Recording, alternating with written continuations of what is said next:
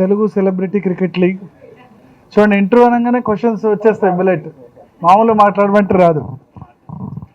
So Telugu celebrity cricket league పోటీలు వైజాగ్లో జరుగుతున్నాయని రాంబాబు గారు, సిరి గారు వచ్చి చెప్పారు. మీడియా పార్ట్నర్గా ఉండమని చెప్పారు. ఇంతకుముందు ప్రీవియస్ లీగ్ కూడా మేము మీడియా పార్ట్నర్గా ఉన్నాం.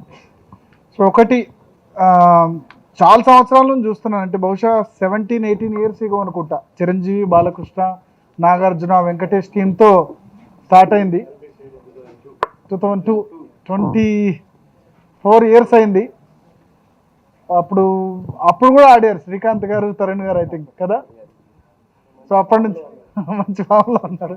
సో మెయిన్ అప్పుడు శ్రీకాంత్ గారు, తరుణ్ గారు అనుకుంటా. అంటే సరే, కెప్టెన్స్ వాళ్ళైనా ప్లేయర్స్ వీళ్ళ నేతృత్వంలో జరిగింది. అది కంటిన్యూస్గా, అంటే మా చిన్నప్పటి నుంచి చూస్తూ వస్తున్నాం. మేము టీనేజ్లో, నా వయసే కాదు, టీనేజ్లో ఉన్నప్పటి నుంచి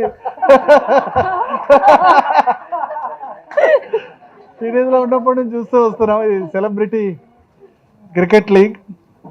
చాలా ఆ తర్వాత కూడా 2-3 టైమ్స్ సేమ్ అదే కెప్టెన్స్తో రిపీట్ చేశారు. తర్వాత ఇప్పుడు యంగ్ జనరేషన్ వచ్చింది. సో చాలా మంచి క్రేజ్ ఉంది.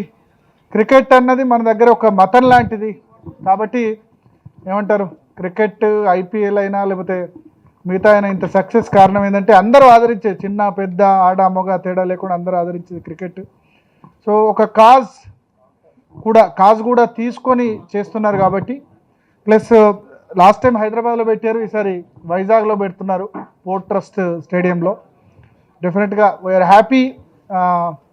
ఒక నేషనల్ గ్రూప్గా జీ తెలుగు న్యూస్ దీనికి మీడియా స్పాన్సర్గా, మీడియా పార్ట్నర్గా వ్యవహరిస్తున్నందుకు మాకు చాలా సంతోషంగా ఉంది. థ్యాంక్ యూ శ్రీకాంత్ గారు, తరుణ్ గారు, ప్రభాకర్ గారు, ఇంకా అయ్యప్ప పి శర్మ గారు, మిగతా వాళ్ళందరూ కూడా, ప్లస్ మీడియా టీమ్స్, తర్వాత సినిమా నటుల టీమ్స్ కూడా, అందరూ కూడా పాల్గొంటున్న వాళ్ళందరికీ కూడా ధన్యవాదాలు. డెఫినెట్గా ఇది విల్ బికమ్ బిగ్ సక్సెస్ అని నేను అనుకుంటున్నాను. థ్యాంక్ యూ రాంబాబు గారు ఫర్ ఏమంటారు ఇటువంటి కార్యక్రమాలన్నీ చేస్తున్నాను. Thank you.